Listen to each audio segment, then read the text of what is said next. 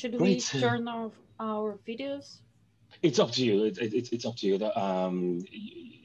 I haven't got a policy on that, so whatever you prefer. Uh, Great.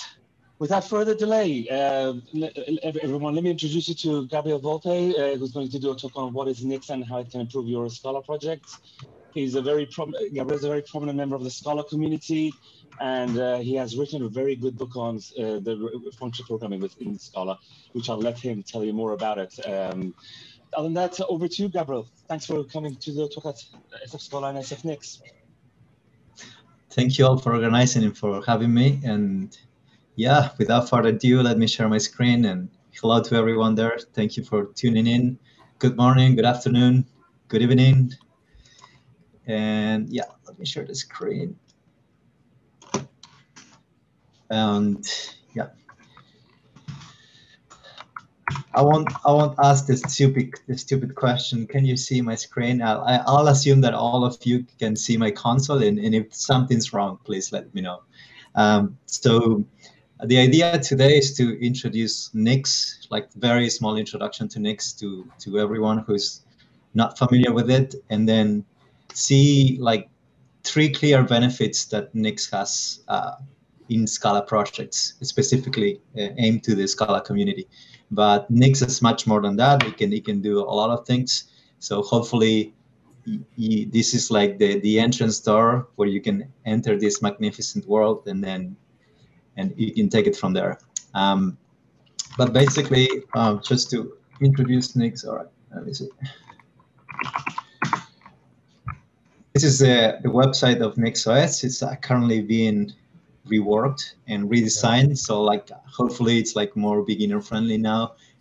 It's basically, this is all it says, right? Reproducible builds and deployments, and introduces Nix and NixOS. Nix is normally a package manager, which allows you to create reproducible builds. And NixOS is basically a Linux distribution that uses Nix, the package manager.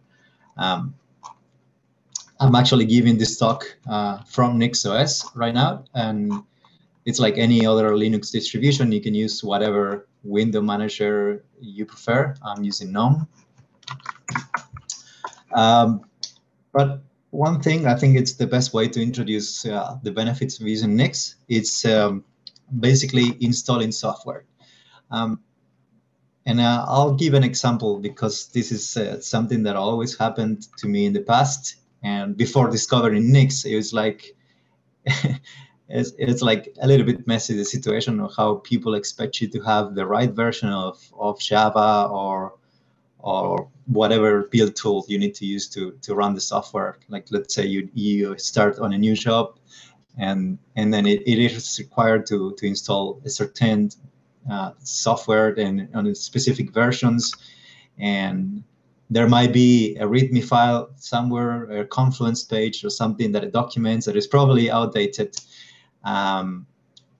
So like, how do you guarantee that every developer has a smooth onboarding process? And I think this is one of the aspects that you're gonna love from Nix. But let me get started with a very, very simple example. This is all very hands-on. Actually, this is kind of like a continuation of a talk I recently gave last week at the NixConf. It was mainly presenting some slides with some examples, but today we're just gonna get hands-on, typing some commands, running some projects, so you can get the feeling of Nix in action. So let's say we want to, for example, I don't have any Java command here. Like if I run Java, like you can see that the operating system is suggesting me to run any of these commands if I want to install Java. I don't have SVT either, so like it actually suggests me how I can install SVT. This is because I prefer not to install global software.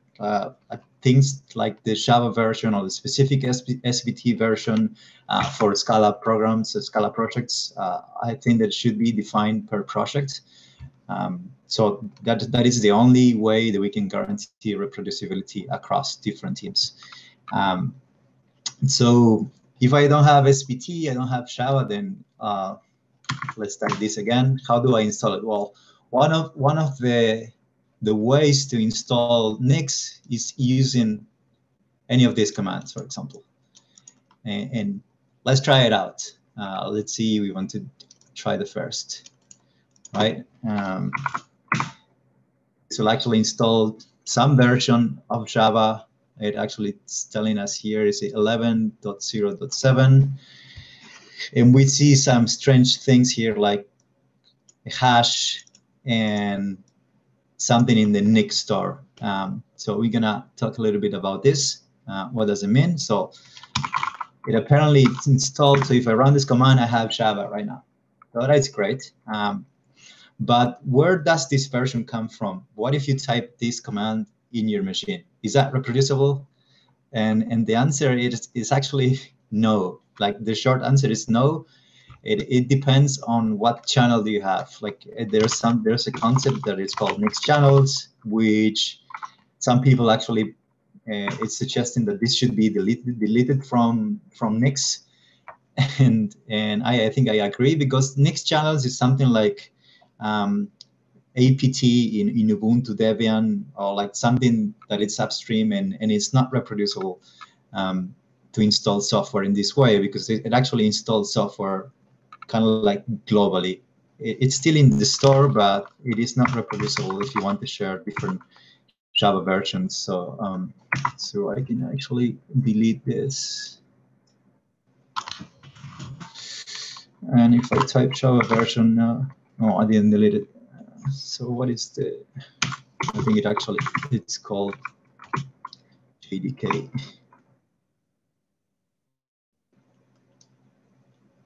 That was the attribute name. That works. Still there. The attribute name. Damn, I forgot how to delete stuff. So the right command. Okay, someone on the chat, give me a hand because I forgot how to actually delete this stuff. Use a package name, not attribute name. Yeah, what is the package name? This one here? Yeah, adopt OpenJDK hotspot bin. Yeah. There we go. Cheers. Yeah. Okay, Java is no longer installed now. I should have practiced before giving talk. I'll forget that all of this existed. The short answer anyway is don't use nixenv to install software. We're gonna see a better way to actually provide software. So we are good now. We don't have any Java version. So the best way is to actually use Nix shell, and I'll show you how it works. Nix shell, basically you can run a package like this, and let's say open JDK,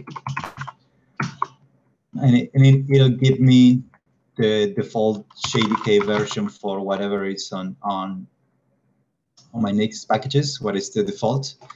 So I run Java version here. It's there. If I exit Nix shell, Java version is no longer there. So this is like kind of like a sandbox in Nix shell. And right now we are actually saying Nix shell, and we passed a list of packages here. We can actually use SPT as well. So I have something that actually shows me what are the packages that are available here in Nix shell. So I can run SPT version or Java version. SPT always takes long because it does a lot of stuff on the background. So if it takes long, I'll actually cancel. Okay, there it is. So that's it. This is like a special sandbox. Even if you have Java installed globally or like in your system, you can enter a Nix shell with a specific version of the package. This applies to Python, Node.js, Ruby, Go, Rust, Haskell, any other programming languages. Like, it's very useful. So sorry if it's boring to all the people that already know Nix, but I think this is a nice introduction for, like, especially in the Scala community, people are not super familiar with Nix. So we had to start from here, from zero. So this is one way of creating a Nix shell, like by just using packages that are available here. This is, of course, also not reproducible. If you do it, if you run this in your machine, you actually use the version of Nix packages that you have in your machine. So in order to share development shells, we can create a shell.nix. So if we create some file called shell.nix and we declare the dependencies and we pin the packaged version, then we can have reproducible development shells, and we can share that with the team. So normally, let me see if I have some projects here. We'd actually use a shell.nix in GitHub. All, I think they are here. While you're doing that, Gabriel, just to let you know, on the Twitch, Encode Panda said hi to you. I wanted to make sure that you know. Okay, who says hello? Sorry? Encode Panda is his username. Oh, yeah. Cześć, Paweł. Another Polish friend. Very good. Let me see. I think in Redis for Cats, there is something called shell.nix. It looks something like this. Like it could look differently, but this is basically overriding the version of the SVT script and the Java version, pinning the Nix packages, creating a Nix shell here with these packages, make shell, and a few packages that we want to have available. So if you have this in your project, and whatever, if it's a Scala project or different language, it doesn't matter. You can share this with other developers, and everybody can access the same software and the same version. That everybody can run the same thing. And in the Scala community, like this is not standard yet, so it's like a shell.nix is it's there. So if you want to use it, you can use it. But if not, you can use the normal tools, Java, SPT, and whatever installed globally, and that's fine too as well. But I think it's a good practice to have a shell.nix. It doesn't bother anyone to have it there. Like if you don't want to use it, that's okay. But you will make all the Nix people very happy if you provide one. So I recently started working on this project, which is, well, it's not a project. It's kind of like a SPT template, this SPT Nix.g8, which you can use as an opinionated template to have a small Scala project with Hello World, with some of the stuff that you can do with Nix. And I tried to write stuff about it here, and like all the use cases that I think are very clear. You can have clear benefits when using it in a Scala project. Development shell, reproducible CI builds, reproducible and smaller Docker images. These are the three best use cases I could think of. There are many others and many other uses for Nix. If you start looking into Nix, you can see that there's a whole universe of things that you can do. So yeah, this was like, if you follow me on Twitter, you probably seen this Twitter poll I ran for the Scala community, and see how many people use Nix and how many actually know what Nix is. And yeah, only 7.2% people use Nix, and a high number don't actually know what Nix is, and the majority is actually not using Nix or not knowing what Nix is. So that's what actually motivated me to write this guide and actually try to spread the word about Nix basically on the Scala community. And I also tried to give this talk in the NixConf to spread the word, that we are also using Nix together with Scala, and there are very good use cases for that. So I invite you to check that out. There's a lot of documentation, and we're gonna go through some of these examples right now, and I'll show you how that works. But there's a whole lot of stuff here that you can check. But this is like kind of like a tutorial, or like kind of like a blog post in a README file, but it's also a template here. So if we want to create a new project here, just go straight to the end. And you're only one command away, assuming you already installed Nix. So if you install Nix, which is also one command, we're gonna copy this and we're gonna see what it does. We're gonna run this. Basically, it's a Nix shell with the P argument. Since I don't have SPT installed globally, but I need SPT to create a new Scala project from a GA template, then I need the SPT package. So I can do that with Nix shell, and I can tell, give me the SPT in a Nix shell and run this command, and then exit the Nix shell. So that's what it's gonna do. Basically, it starts the default SPT stuff, and we're gonna create the default project. So this is the name of the template. We're just gonna go with all the defaults. Basically just the name of packages, Scala version, SVT version, and so on. So there you go. And you can see that we exit the Nix shell here. Now we're gonna go into this demo and see what it's in there. And this is the opinionated structure that I talked about. You can see there's only one hello.scala, and then the rest is a bunch of like dependents and Nix files, and also the build SPT and dependencies.scala plugins for SPT. So let's just go and check this out and see how it looks like. So the hello.scala, first of all, like everybody's going to be hopefully familiar with this. It's just a very, very simple program. So for example, I don't have SPT here, but if I run Nix shell with an SPT package, I can compile this project. I can run it. So since this is taking a few seconds, is there any questions up till now?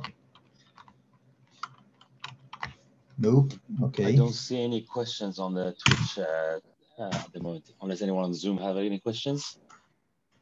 No problems. Well, let's say we run the project here from a default SPT version that I got from Nix packages. I'm just going to exit this now. But yeah, like we enter in Nix. I don't know if you pay attention, but yeah, I'm just gonna. I remember that I have to show this. So when I enter Nix shell with the default SPT package that I have from Nix packages, and I run SPT, pay attention to the first, yeah, that one. So you can see, welcome to SPT 1.3.13, and it utilizes this default Oracle Corporation Java 1.8. This is Java 8 version. So this is depending on what Nix channel you have, you're going to have different SPT version and different Java version. That's why it's not the recommended way to install things.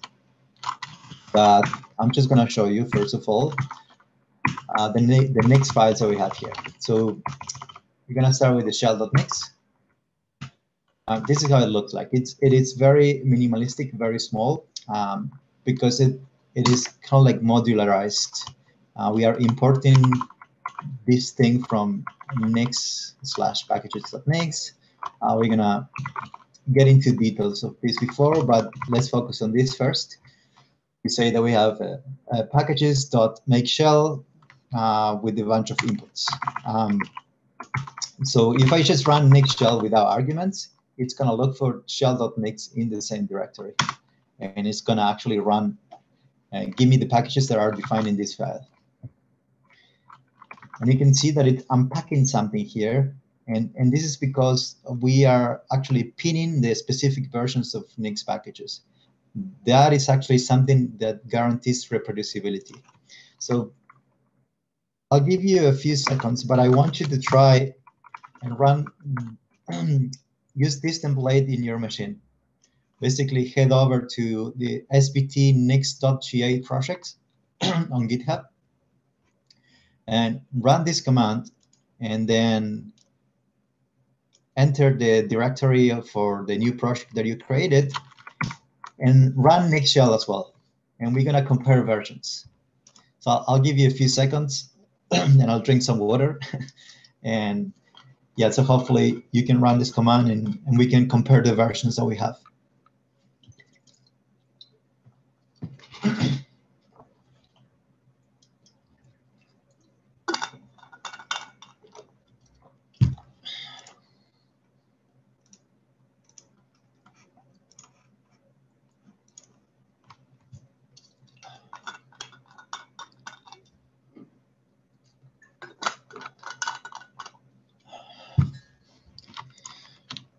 All right, hopefully everybody is catching up. So we already enter a Nix shell that it is defined by this file shell.nix. So if we compare what Java version do we have here, we have 11.0.8 from OpenJDK. We also installed Coursier. What version is that? 2.0.0 something. And let's see if we run SBT. Remember that before we have Oracle Java stuff, and now we have the same script version, SBT 1.3.13, but we have a different version. And the version we have here is exactly the same version as we have for Java. So we have actually the Java version we want. And also SBT utilizes the same Java version. What else? That's pretty much it. There's not much in this shell.nix. We have only a few packages. So let's log into the other things. We're going to come back to this default.nix later because I think that is the most complicated one. So we are importing Nix packages here. So let's see what it's in there.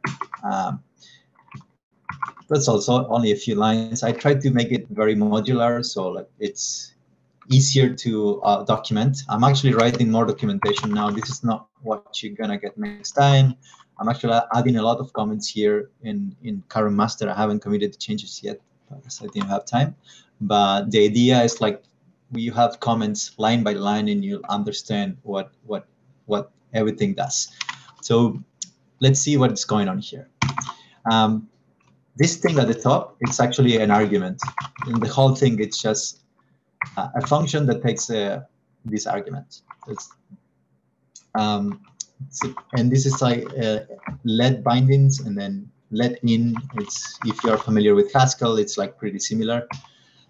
But basically, we are assigning variables here, like we are binding something to some values to these variables here. We have a few more imports. And whenever we are doing this inherit JDK or inherit config, that means that whatever, like for example, in this config.nix, it means that this expects a JDK argument in the same way as this does here. So we can check this config.nix and we'll see that it also expects this JDK argument. So let's go to the pin file.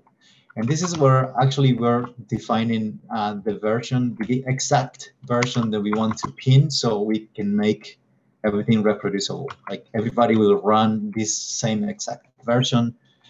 And so it's the only way to guarantee reproducibility. This is the version of Nix packages. We are using something called fetch tarball, which fetches a tarball from the internet, in this case from GitHub. And it has a hash. Like if the content is altered in some way, then the hash is not going to match. Actually, the Nix shell will fail to actually run. This is something called SBT derivation, which we're going to talk in a little bit, something to actually build Scala projects using Nix 100% with SBT as well. But yeah, here I decided to put all this in all these packages here in this pin file, so we can only change it here, and then the rest should remain the same. Packages are actually importing these pin versions, and then we have this config. Config is something where we can actually override a few other packages, among other things. So what I want to do in this case is override the JDK version, the Java version that runs with SBT. Remember, if we, at the beginning we ran SVT, by default, it has this Java version. So if you want to override it, it's not enough to create the shell.nix and say, I want this Java version and I want SVT. You will actually have a Java version, but then when you run SVT, you will have a different Java version, which is the default that comes from SVT. So if you want to actually override that, you have to do this. It's basically an override of the SVT packages. We override the attribute JRE. It also counts as an argument here. What else? In the shell.nix, we have this same argument, but we have a default value.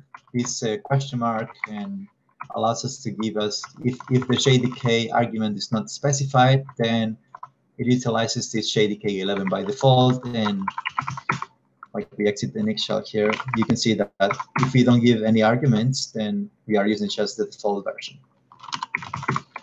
But if we want to change, let's say we want to use Java 8, then we just run Nix shell and we passed these arguments. We call it JDK and we use JDK 8. So if I run Java version, you see that we run the good one. You can say the same JDK 14, for example.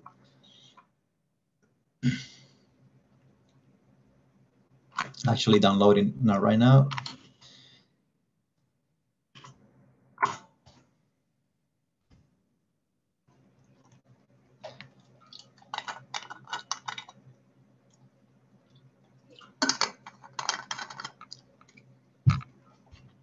And the reason why we have this argument here, like normally in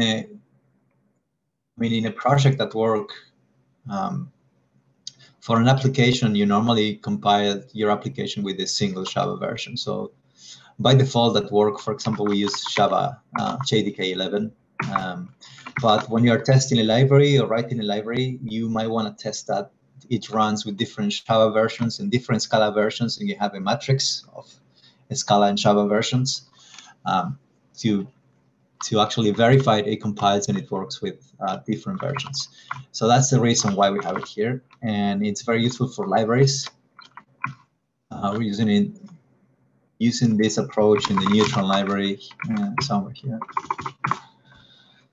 I'm gonna show that later.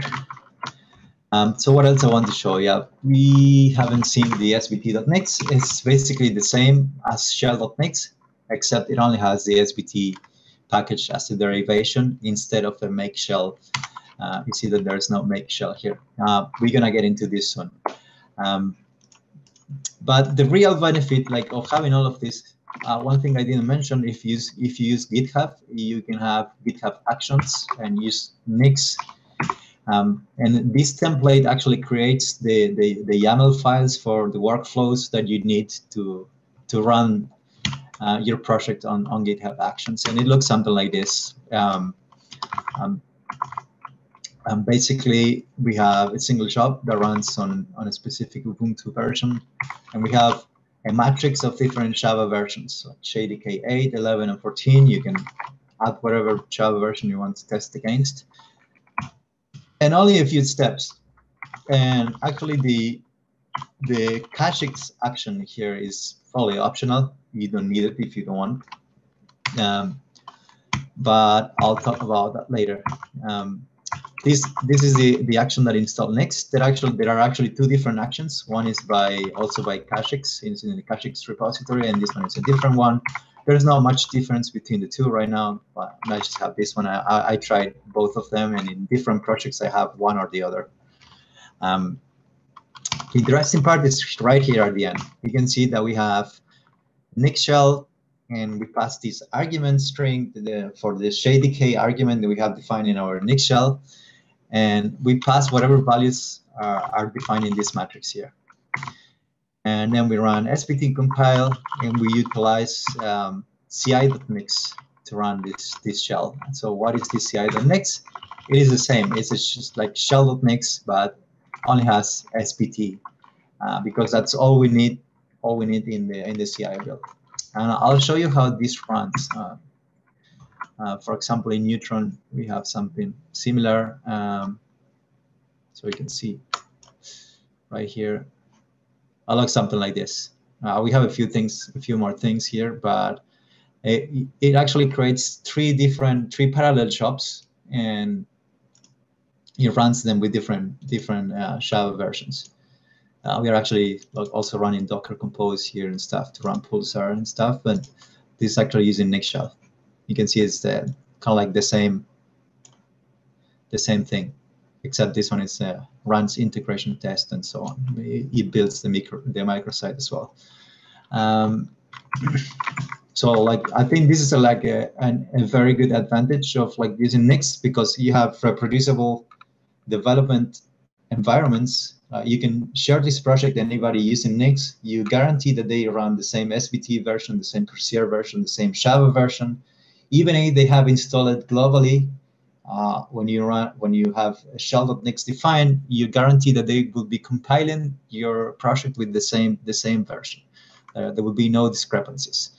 That's the power of reproducibility, and the same applies for the CI build. We are not running a different version, even if it's a minor difference, like in the Java version, there could be discrepancies. It happened to me in the past in production, especially runtime exceptions and stuff, like very nasty stuff that it's very hard to catch. So like having this peace of mind that it's like we are at least running and compiling with the same Java version, it's, you can sleep better at night. So that's one thing. There's another thing here that actually builds a derivation. So we're going to talk about this too. So far, we've only seen Nix shell. Let's talk about Nix build. And see, like we have the shell.nix has this packages.make shell, and the ci.nix has the same. It actually runs using Nix shell. But if we look at this one, which looks very similar, sbt.nix, it's very similar, except like what it does is builds a derivation for the sbt package. So what is a derivation for a sbt package? Well, we can actually build it and run nix sbt.nix, and we will build this derivation here. Let's run it again. Again, there's something in the Nix store with hash and with the version and name and version of the package. So the Nix store, it's an immutable kind of like a graph of dependencies that lives on your machine, and it's read-only. And we can actually have a look at how this derivation looks like. If we run this show derivation, I think we can see it in a JSON format. Oh, not that one. I wanted to see this one. So Nix show derivation. And we're gonna copy this link here. Oh no, that's not a derivation, I think. That is actually already the binary. I'm sorry. Next instantiate. Yeah, instantiate that SBT. Oh, okay. Yeah. So Nix build actually builds the binary here. If you have a symlink to the derivation that has been built. I think it's Nix instantiate.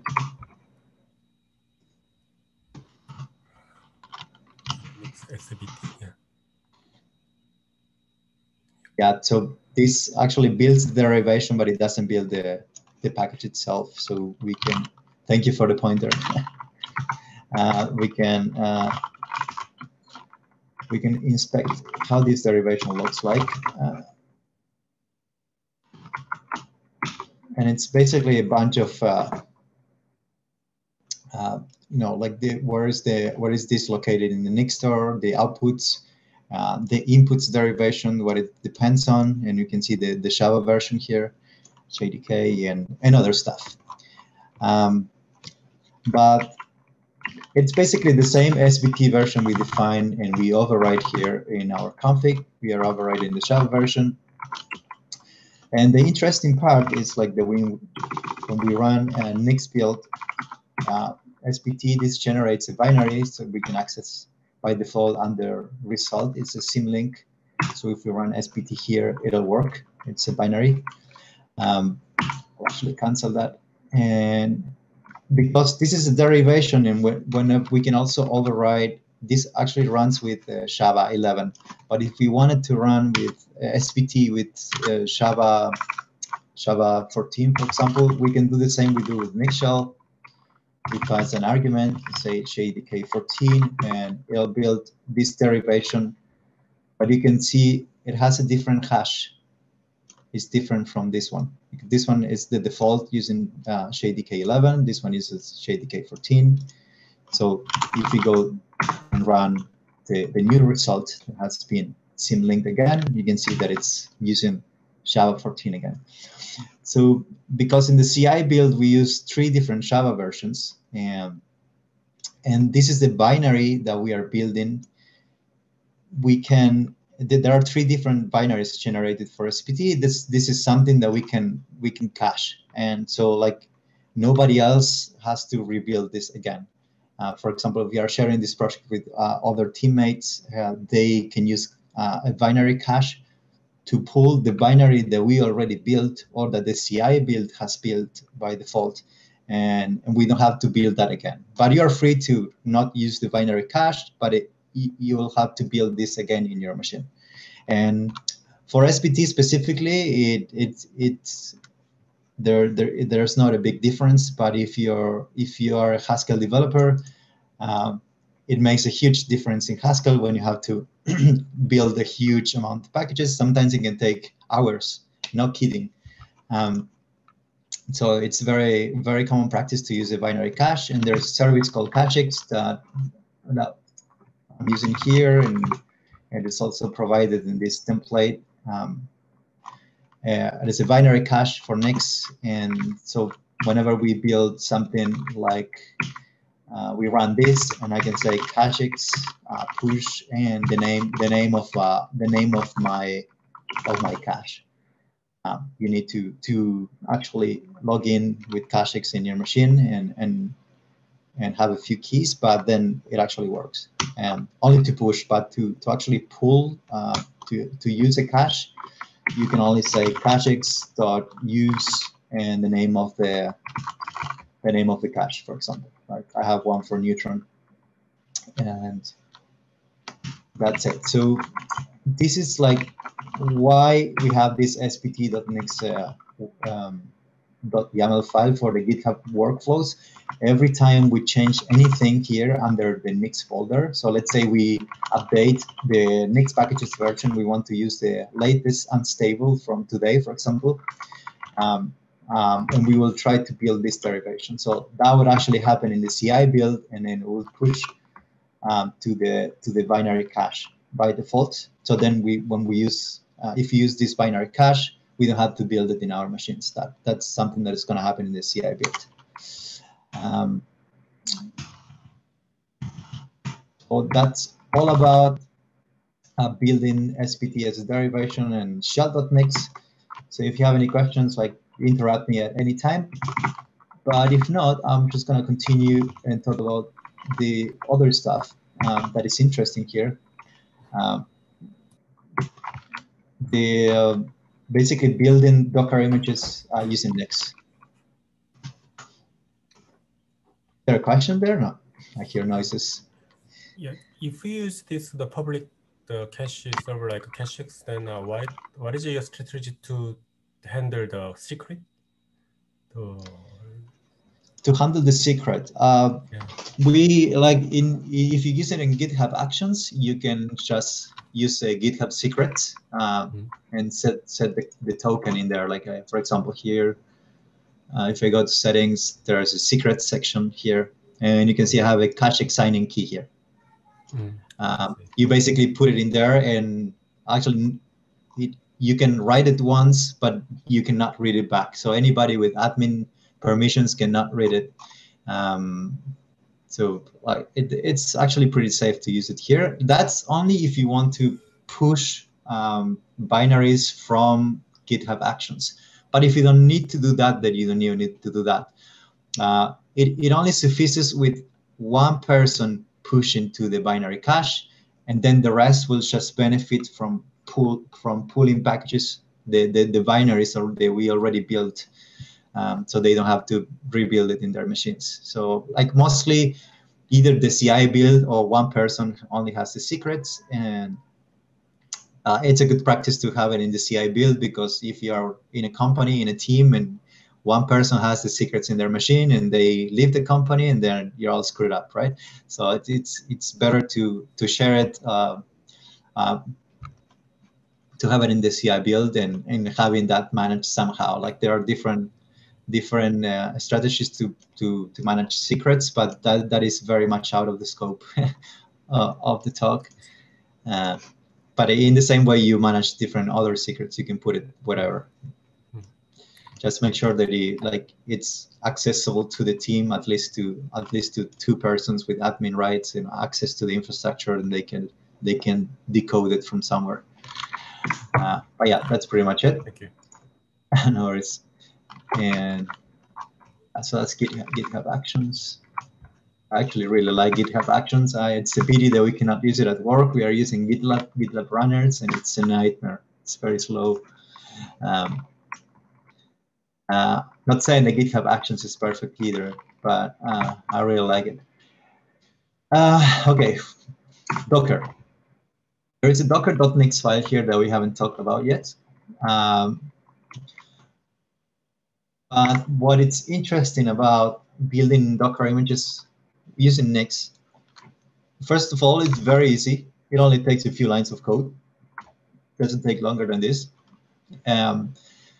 What we can do is build a base Docker image, which only contains the Java version that we want to run. And the Java version can be specified here.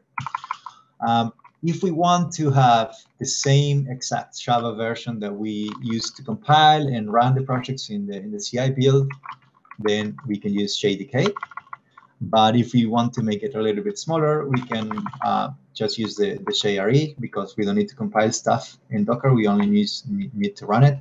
So this is a declarative way of saying this is the exact Java version, and whatever is declared in the pin Nix packages that I have declared here. So it's all very much reproducible. Every time you run this, you're going to get the same Java version, no matter when or where you run it. This should work everywhere. So the methodology to actually build a Docker image is running also Nix build. I haven't run this in a while, but I think running Nix, Docker.nix should do it. Yeah, so this creates a tarball, and we can use the Docker daemon to load this into the So if I look into the result, the symlink to the result is actually pointing to this tarball. So if I run docker load result, it should load that into our Docker images and the Docker daemon. So I have a bunch of things here, a lot of stuff, but it's right here at the end. Try that again.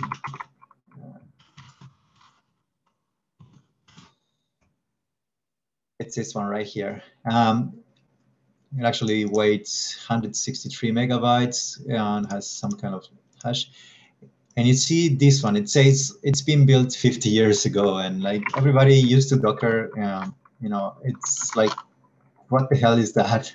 Why it's like 50 years ago? And the answer, it's like that every time you build a Docker image, the result is a different binary because of that timestamp. So we can say that the binaries generated by Docker build are not reproducible because of that timestamp. But if we want the same thing, we can do this. For example, create it.now, and we're gonna have the created tag. You see it's rebuilding the whole thing again. And you can see interesting how it builds from different layers, and every layer points to some package in the next store. So if we run the local load again and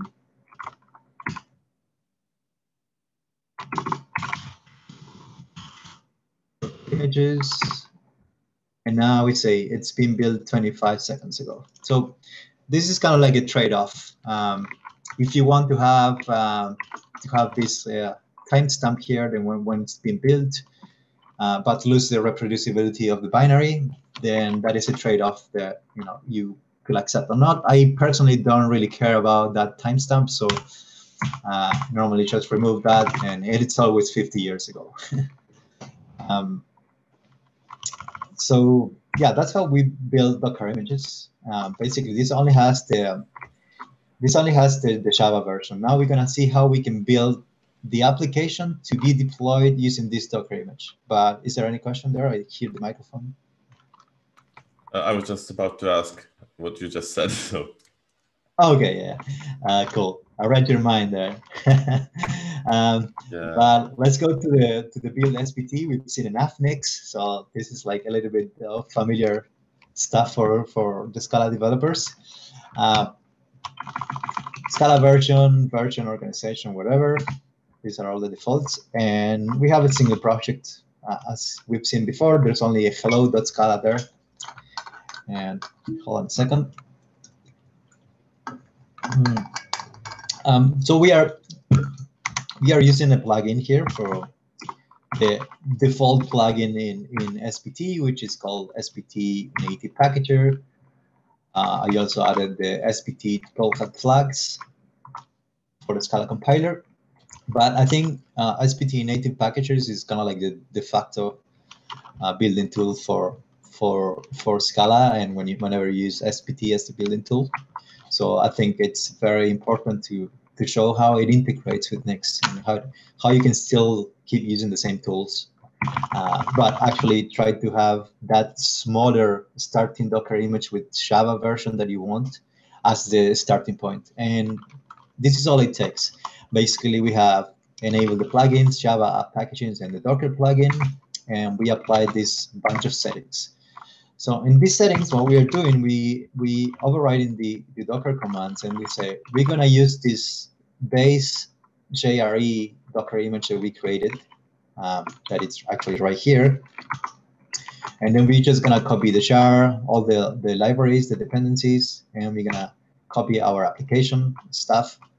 And this is the entry point. The entry point is basically just going to run Java, invocating our main. So let's try and build this. For that, we need to run, I need to enter a Nix shell.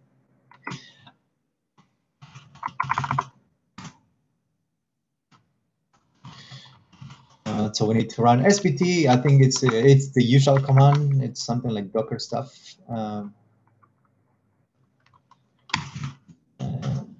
It's like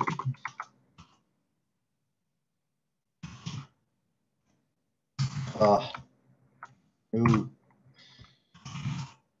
What is the command? I can't remember. It's not called Docker. I completely forgot. If someone there familiar with SPT native packager remembers what is the Docker command to build with SPT native packager, completely forgot about it. It's universal. No, it's not universal. No, it's just to build it. Oh, let's just go to the template. In the template, I think it's documented somehow. SPT assembly. What else we using? Next build here. Docker.publish local. There you go. Yeah. So docker.publish local. Yeah, that's the one. Found it. So that basically runs the steps that we have defined in our Docker commands right here. And it actually tagged a new version called SPT Nix demo with the snapshot version that we have. We can effectively check that. Let's say SPT Nix demo, and it's right there. It's created 21 seconds ago. So we can give it a try. Let's say SPT Nix.demo. If we run this, we can see the hello message. So we actually made Nix and SPT native packager becomes friends here.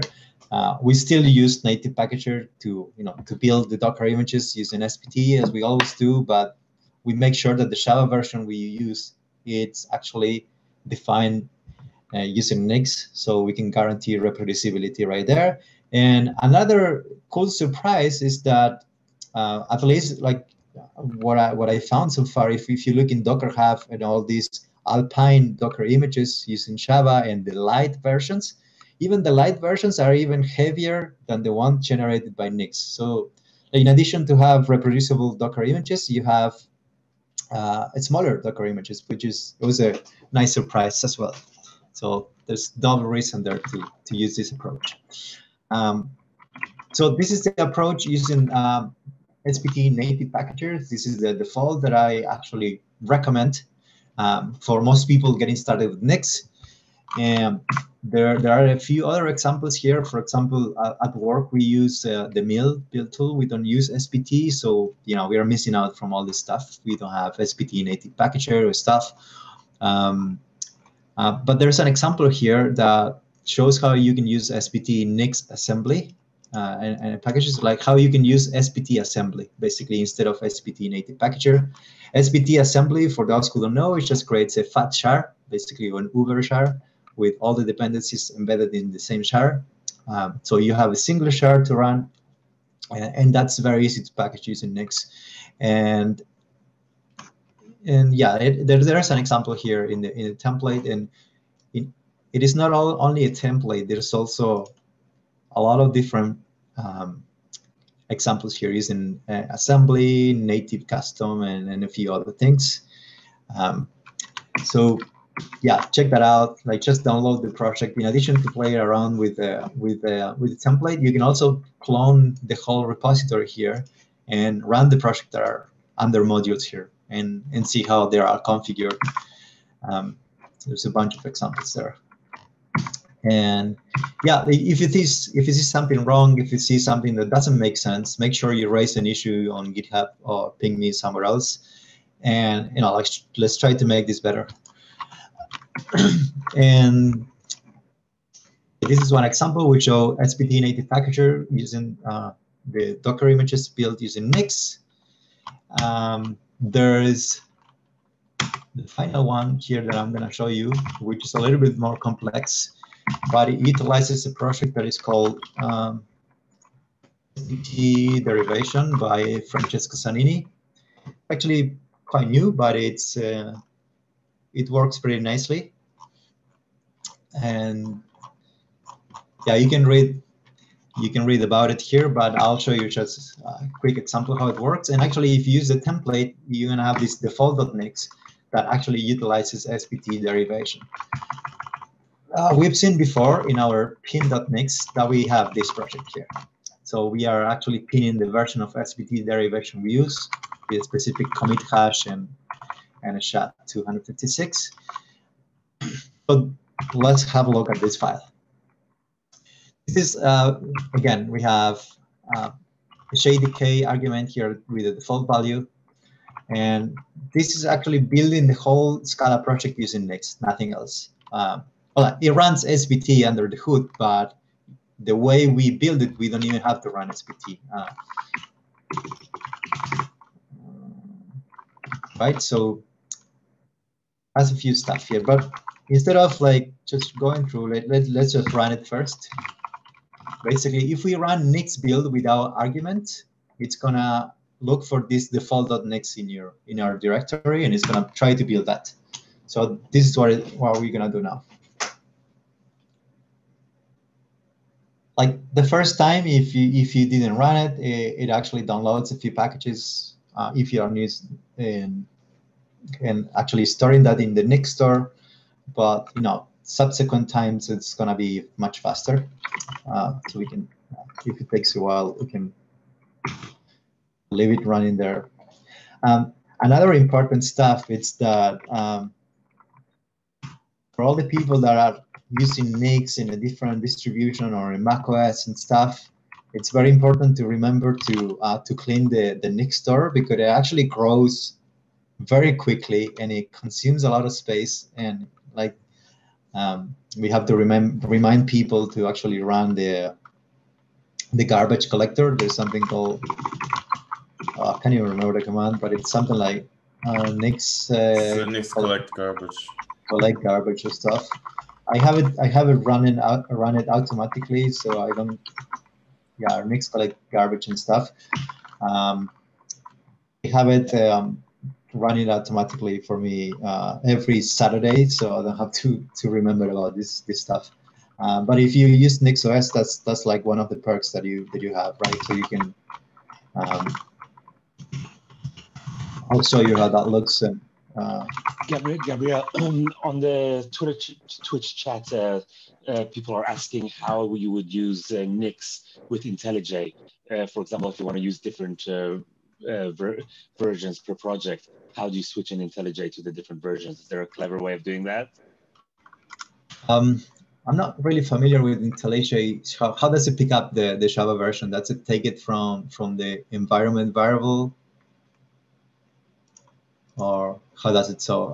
Like most of the people at work use VS Code with metals or different text editors. So I'm not really familiar with that. My personal experience with IntelliJ and using Nix has been to just manually point it to the correct Java home. Java home, or just use the environment variable.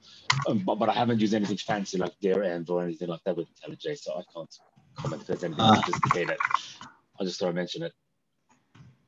Yeah, like to be honest, yeah, I don't know.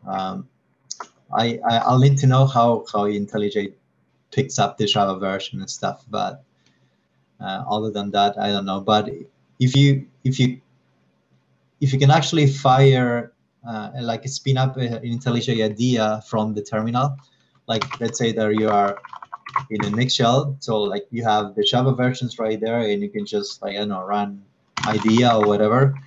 Yeah. And if it picks up the versions from there, then that could work. But I don't know what idea does. I remember back in the days when I was using it that it actually had its own Scala compiler and stuff. So we had a lot of red herrings that things that actually were working on the SPT terminal didn't work on IntelliJ IDEA, and it's complicated.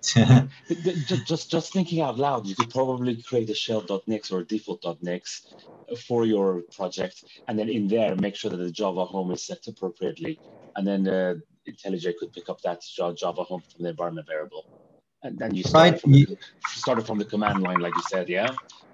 Right. So like that's one of the things that you can do here in the Nix shell. You can declare environment variables here. Say my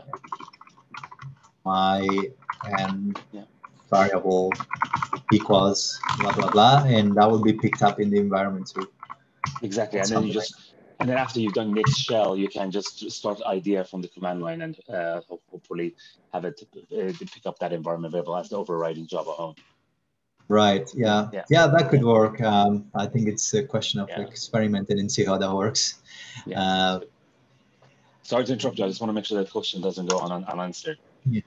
But I think like what we recommend, like even because of all these red herrings with IntelliJ IDEA in the past, I don't know. I think it improved right now, but I don't know if it's perfect yet.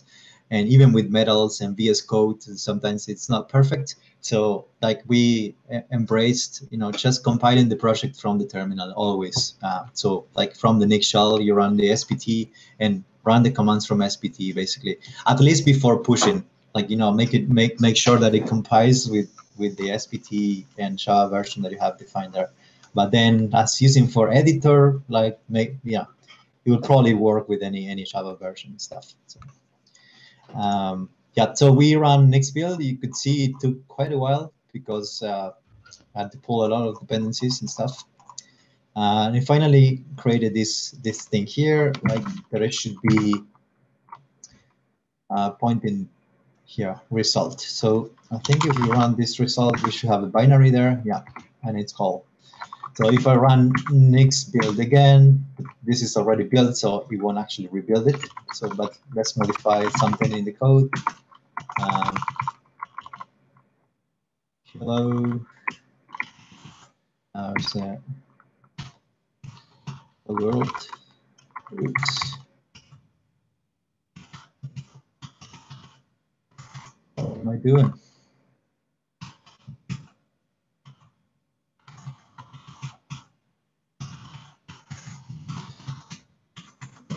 Run Nix build again, and it actually detects the changes in it, and it builds the project again. So this project is not super perfect. There are a few things that they could take advantage of, like for example, caching the SVT version and utilizing the cache of dependencies as well, I think. But at the second time, for sure, it's going to be faster. And now we're going to have a look at how it is defined, this default of Nexus. But you see, like it compiled pretty much really fast right now. So like if you run this again, you can see that it changed again. So back to this default.nix, let's have a look at what it does. It starts pretty much the same, importing packages, the pin version, the configuration, and we are using this SVT derivation, which is the stuff that we download, the thing that actually lets us build the Scala project. And we have a few overlays, is some other way of overriding packages as well, of like including packages in our version of Nix packages, overriding the Java version here. And here we declare the main class for our project, and then we make these packages available below. So after the in clause. So we have this SVT package. Everybody knows what it does. Make wrapper, it's something that allows you to build a binary and a few utilities here. So this SVT.make derivation, it's defined by this SVT derivation project. It requires a name, a version, and this is the first interesting part. It builds two derivations, one for the dependencies, one for the Scala project. So instead of like trying to map every dependency, because like in the JVM and the Java versions, like there's a whole universe of dependencies, and especially from Scala it's even more complex because you have cross-compiling Scala version, that you have 2.12, 2.13, we have Dotty right now, or Scala 3, and plus different Java version. It's actually a nightmare. There were a few attempts to build SVT projects using Nix, but both projects are abandoned. Another approach that I haven't tried yet, but I want to probably try it. There is a project called Maven to Nix by Farid. I think he was on the call. I'm not sure if he's still around. And he had to drop off, unfortunately. Okay, like there's one thing that I want to try, because Maven to Nix is actually this project by Farid. Maven to Nix, yeah, this one here. It basically allows you to build a Maven project using Nix. It's called Maven to Nix. And because it utilizes Maven, and Maven is very much the standard in the Java world. And if we run SVT, we can actually generate a POM for every dependency or for every module in our SVT. So I think we could make it work. There is a command, native command from SVT, which is called make POM. So if we have a look at this, there's probably a way to make it work with the Maven to Nix. See, it's just a standard Maven POM file. It's an XML. So that's one of the things that I wanted to try, but I haven't had the time yet. But then, yeah, this one is not very important. It's basically a warm-up command to download dependencies and cache them. There's a question? How do you get that sharp, the actual string dependency sharp? Very, very good question. There is something in the Nix community which is called tofu.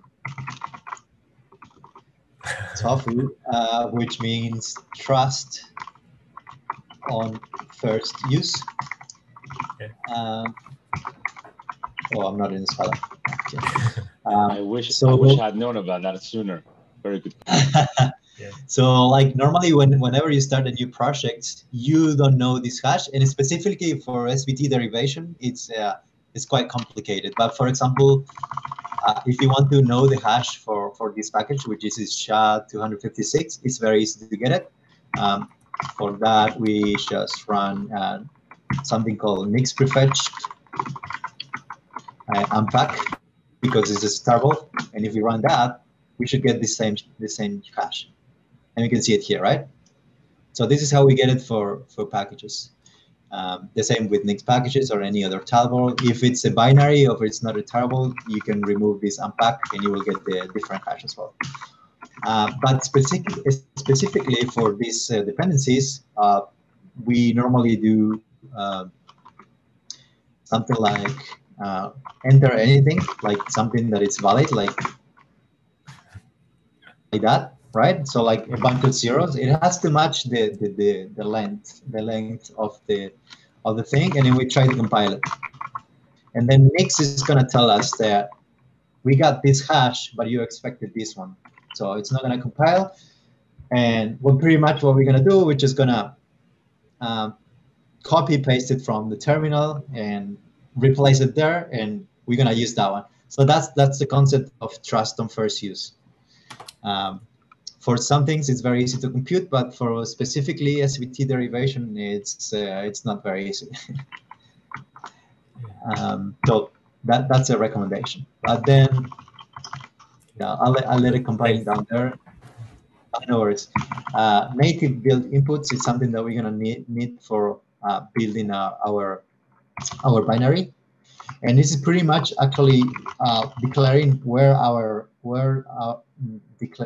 we have our source files. You know, where are the relevant source files that we want to include, because all of this is gonna be taken into account for the derivation. So if you have a git ignore or a few other files here, if you want to include the README and stuff, then that generates a different hash, a different derivation. So if you want to make it reproducible and make sure that there's nothing else, you know, in the directory, that you have some specific things for IntelliJ IDEA or for VS Code or for whatever, then we want to make sure that is excluded from our source. So we specifically declare what is exactly the stuff that we need to build. And it is here, everything on the project, everything on the source, and the build SPT, nothing else. And this will actually make a reproducible derivation for our project. Next, we have the build phase, which is runs SPT stage. That means that we depend on SPT package manager again. So this SPT derivation project assumes that we use SPT package manager. And then finally, the install phase, it's basically picking up that Uber jar that was like, no, that actually doesn't create an Uber jar. Basically creating the shard and the dependencies, and then calling make wrapper that actually invokes the Java binary and runs our shard of the application with the specific Java version. So that's all it does. So here it is, like you see, where we got this hash mismatch message from Nix, what we wanted, and then what we got. So trust on first use, basically just copy paste it from here and trust that this is gonna work. But that's pretty much all we do. So that's all about SPT derivation. I don't recommend it to people just getting started with Nix, because there are a lot of concepts, and it's actually a little bit slower than just using SPT. So this is still, I think I consider this still experimental, or it could work for small projects, but not for big ones. So, but the things that are actually. Sorry? Can I ask a question? Yeah. Yeah, so I'm wondering if where this puts the dependencies when it downloads them. Does it use like the global SVT cache, or does it set up one specific to this build, to this project? I think it utilizes the same SPT cache you can see here, Right. but it creates a normal a specific .nix folder. To be honest, I haven't looked much in how it actually works, so I can't really tell. But it shouldn't be hard to find out what it does. But I just consider it experimental. I wouldn't be using this anytime soon. But it's good to play around with it. But what I recommend is basically what I said here in the guide. What are the killer use cases? Because I want people to use Nix and to feel good with it, right? So I just defined a smaller subset of what Nix can do and can do really, really well. So that, because if I recommend people to use SPT derivation, they're gonna find a lot of different issues, and their experience with Nix is gonna be ruined. And we don't want that. We want people to say, wow, this is really, really amazing, right? And I think it's very important to sell whatever Nix does well. And Nix does these three things very well: creating a development shell, as we've seen with Nix shell, creating reproducible CI builds, because we share the same configuration for the development shell to run in the CI build, and creating reproducible and smaller Docker images that you can actually integrate with SPT native package. I think these three things are things that Nix does very well within the Scala community. So I want to promote and embrace people to use this just for these two use cases. If you then get more enthusiastic with Nix and you want to try something else, then pretty sure you're going to have fun. But it's Nix is not perfect either. There are a few things that are really hard, and error messages sometimes are cryptic, and it's hard as a beginner to get started when you get stuck. But there is a wonderful community behind it, and there are Discord channels, Slack channels, free node. So I really encourage everyone to take a look at this. But this is a very good starting point if you want to use it with Scala. There's a question somewhere there. Oops, okay. Yeah, I think I'm just gonna wrap up one more thing that I forgot to mention. So, sometimes it's very important, especially with people that have installed Java and SPT and other software globally, to make sure that actually the Java version you're using is not the one that you have installed globally, but the one that is defined in the Nix shell. And you have to remember to enter this Nix shell in order to have that Java version, right? So there is something that we embrace at work, which is called DRM. And we make it optional for everybody in the company, but it is actually very much recommended. So it only takes this .env.rc file, and there are a few different values that you can use. In this case, I'm using Nix DRM, which actually caches the derivations. So if I do this, I can have, I'm actually in a Nix shell right now. And if I say, I'm here, right now, I don't have Java here. But if I enter the directory, I say Java, and I have the version. Whenever you enter a directory, you have already all the dependencies defined in your shell.nix, which it's amazing, right? You forget about running Nix shell. It's basically everything there. So something that I wasn't asked to, it's you have to run DRM allow the first time. I wasn't asked because I did it before. But for example, I don't have Java here. No.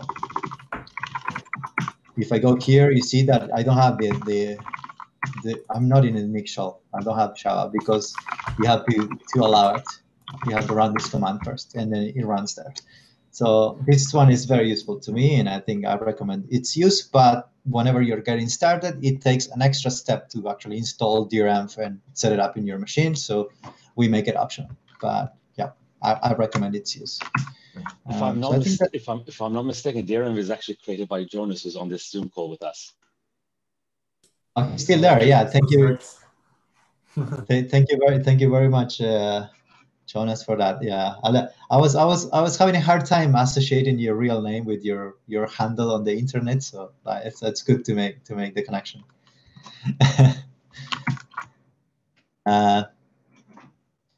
Okay. Yeah, I think that's all I have to say. If there's any questions, I'll be happy to try and answer them. But have a look at the guide and yeah, and have fun with Nix. I have a general question. How do you debug Nix expression when some problem happens? Well, workflow. Yeah, I think it's depending on what it's the actual issue you're having. There are many. Yeah, sure. Like as a beginner, Nix is actually hard.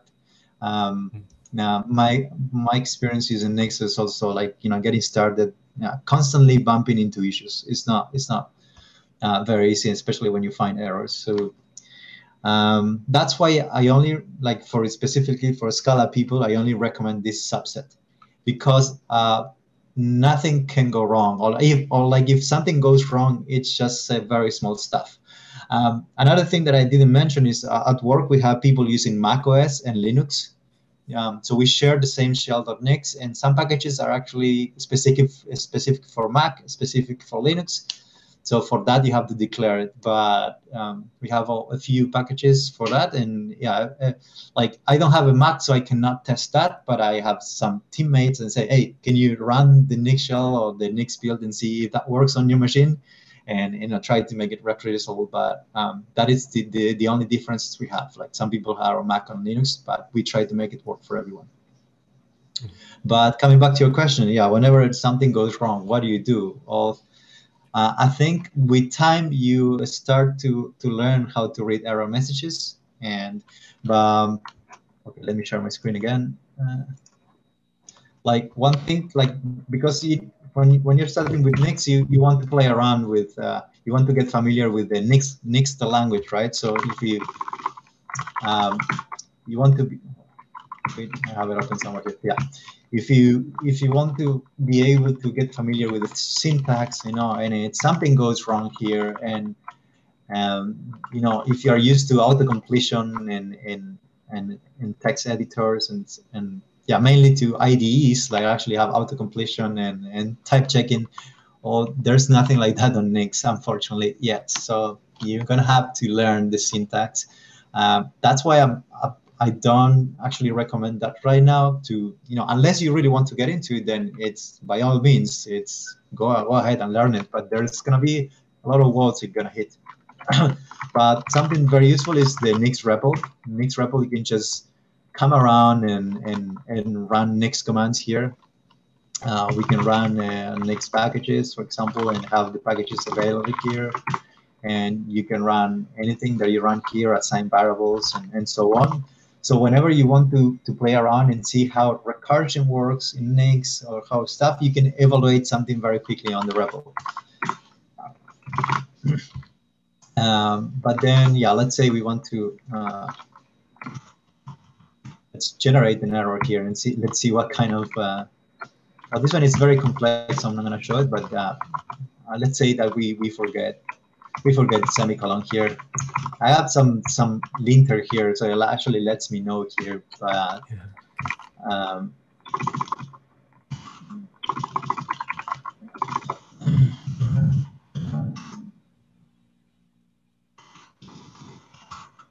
okay, so this is Nix shell. Let's try to run Nix shell. And on this case, the error is very nice, right? So syntax error, unexpected bracket. So this one is very easy to actually figure it out, right? So but you need to get familiar with Nix the language in order to know that it actually expects a semicolon here. There's no other way. You need to learn it. It's like you want to write Scala and you get a compiler error. In order to fix it, you need to understand a little bit the Scala syntax, right? It's very similar with Nix the language. What else? Right? Let's see that we forget to pass this argument, and we pass an empty argument. Let's see if that's going to work. And this one is a little bit more cryptic, but still understandable, right? We say anonymous function in package.nix called without require argument JDK. I think we can all make sense of that, right? if we go to Nix packages here, we have an argument. It is a function that expects an argument, and we actually called this function without passing that argument. So I think Nix got a lot better now at the error messages, but it used to be worse and kind of hard to follow. So that's pretty much like that. These are very small examples, but yeah, I think we're running out of time to go into more details. But yeah, I think this is a great answer. Thanks. No worries. We're just gonna wrap it up here, and yeah, I guess thank you to all of you, all the organizers, and all the people joining on Twitch. Thank you, Gabriel. Yeah, it was genuinely a fabulous talk. I'm even more excited about using Nix. Using Nix, it genuinely was. And really, thank you for taking the time to join us, and everyone on the call on Twitch and Zoom as well. Thank you for joining us. Before we go, just two messages. Firstly, Alexei, you want to have a few words. Alexei is my partner in crime with the SF Scala meetup, of course. Yeah. Over to you, Alexei.